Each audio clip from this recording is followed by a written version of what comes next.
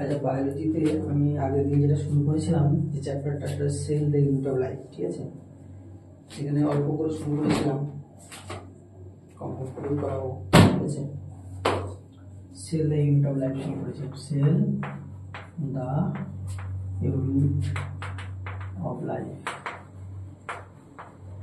এটা আমি বলেছিলাম, সেল সম্বন্ধে বলেছিলাম, একটু রিভিশনও করে দিব।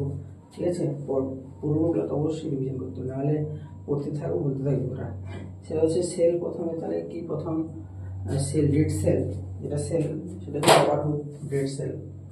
তারপরে স্লাইড, তারপরে এটা হচ্ছে কি না লিভিং সেল হচ্ছে অ্যান্টনি ভন লিউয়েনহফ লিভিং সেলটা আবিষ্কার করেছিল। ঠিক আছে, সেলের মধ্যে নিউক্লিয়াস সেটা আবিষ্কার করেছিল হচ্ছে কি তো রবার্ট ব্রাউন। ঠিক আছে, এরপরে যে আমরা যে সেল না, সেল কোষ, সেলের ডিটেলসে যাবো। আচ্ছা, এই যে এটা তো ডেড সেল। ঠিক আছে, তারপরে লিভিং সেল ও আবিষ্কার হয়েছিল অ্যান্টনি ভন লিউয়েনহফ। কিন্তু ওটা হচ্ছে কি সেলের মধ্যে যে নিউক্লিয়াস আছে না, এই নিউক্লিয়াস আছে না, এই নিউক্লিয়াসটা আবিষ্কার করেছিল, এই নিউক্লিয়াসটা হচ্ছে কি না রবার্ট ব্রাউন। ঠিক আছে, মনে থাকে যেন রবার্ট ব্রাউন। তাহলে নিউক্লিয়াস, রবার্ট ব্রাউনটা কি করে, রবার্ট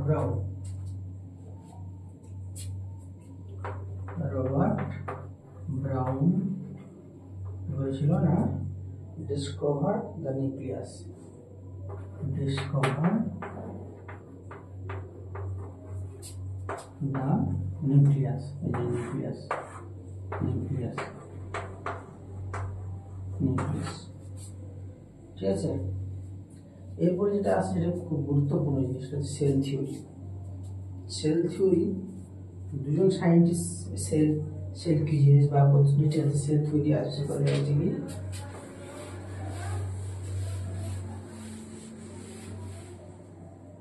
সেল থিওরি।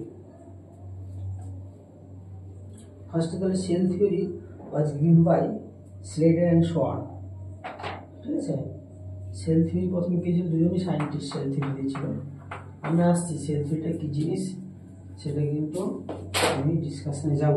প্রথমে আমি ইন্ট্রোডাকশন করছি, মানে cell of the life, cell the unit of life, এটা আমরা আমাদের একটা ইন্ট্রোডাকশন চলছে, ইন্ট্রোডাকশন। ঠিক আছে, এই চ্যাপ্টারের উপরে বেস করে টোটাল বায়োলজিটা, এই চ্যাপ্টারের উপর টোটালি বেস করবে। সেল থিওরি কারা দিয়েছিল, কোন দুজন সায়েন্টিস্ট দিয়েছিলেন, একটা হচ্ছে Schleiden and Schwann, Schleiden and Schwann. Cell theory was given by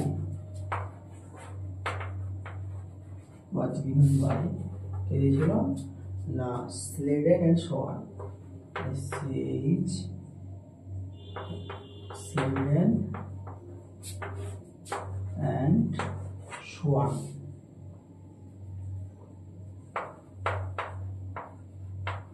স্লেডার and Schwann.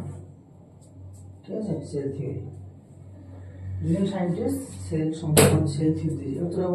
এবার হচ্ছে সেল থিওরিটা কি জিনিস সেটা আমি আসছি ডিটেলস।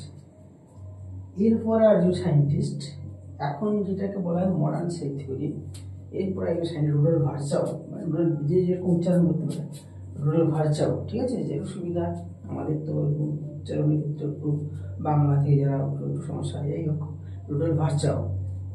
ঠিক আছে, সেল থিওরি রুডল্ফ ভার্চাও মডার্ন যে সেল থিওরি, এদের স্লেডার অ্যান্ড সোয়ানের সঙ্গে রুডল্ফ ভার্চাওর যে সেল থিওরি মানে কনসেপ্টটা, সেটা একসঙ্গে যোগ করে তিনজন সায়েন্টিস্ট মিলে যে থিওরিটা, এটা হচ্ছে মডার্ন সেল থিওরি। ঠিক আছে, মডার্ন সেল থিওরি। তাহলে কি হচ্ছে না, মডার্ন সেল থিওরি হচ্ছে কি জেনারেলি মডার্ন সেল থিওরি কাকে বলা হয়, modern cell theory, modern cell theory সেটা কি স্লেডার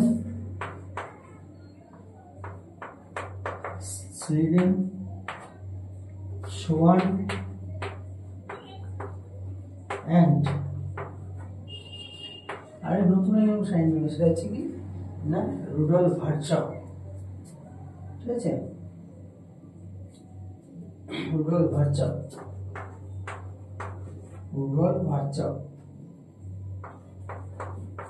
আচ্ছা বানানগুলো খেয়াল করবে এবার চাও।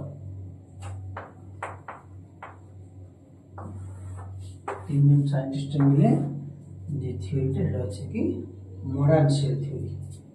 এবার যে প্রথমে কিন্তু আমি বলছি ইন্ট্রোডাকশন চলছে, এটা মডার্ন সেল থিওরিটা কি জিনিস এটা আসছি আমরা দেখব, ঠিক আছে। তার আগে একটু বলে দিই, এই যে নতুন একজন আমরা নাম নিলাম রুডল্ফ ভার্চাও, তাকে আমরা অ্যাড করে আগের সেল থিওরি ছিল কনসেপ্ট সেল থিওরিটা দিয়েছিলেন স্লেডার অ্যান্ড সোয়ান, পরে রুডল্ফ ভার্চাও থিওরিটাকে নিয়ে আমরা মডার্ন সেল থিওরি বলছি। আমি রুডল্ফ ভার্চাও থিওরিটা একটু বলি সংক্ষেপ করে।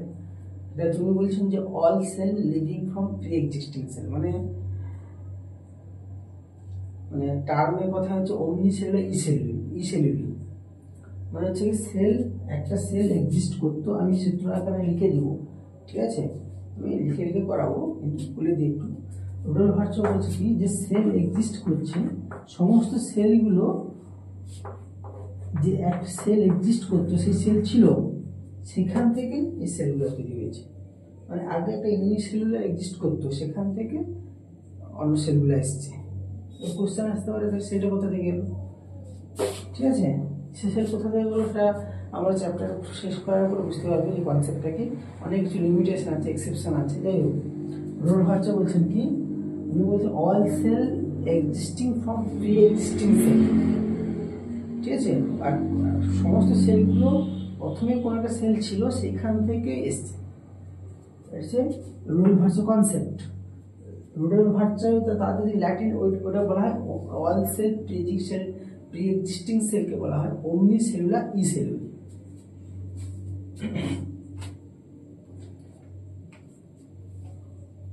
আমি কনসেপ্ট লিখে দিচ্ছি, ঠিক আছে।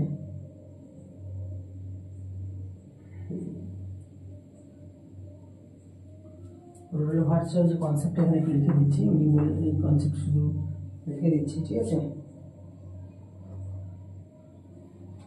বুঝতে হবে।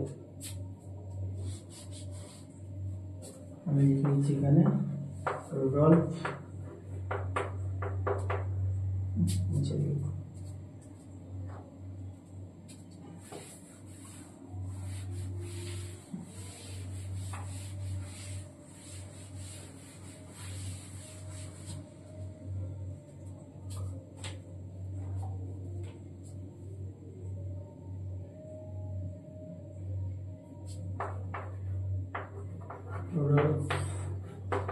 ভার্চাও, ঠিক আছে, পাঁচশোটা হচ্ছে কি অল সেল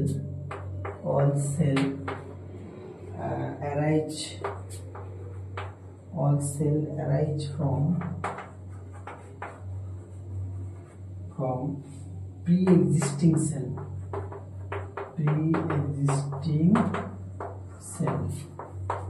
ঠিক আছে। নেক্সট লেকচারে আমি ডিসকাস করব সেল থিওরি, পরের টপিক, বেশি লেন্থ করবো না, আজকে এগুলো থাকলো, ঠিক আছে।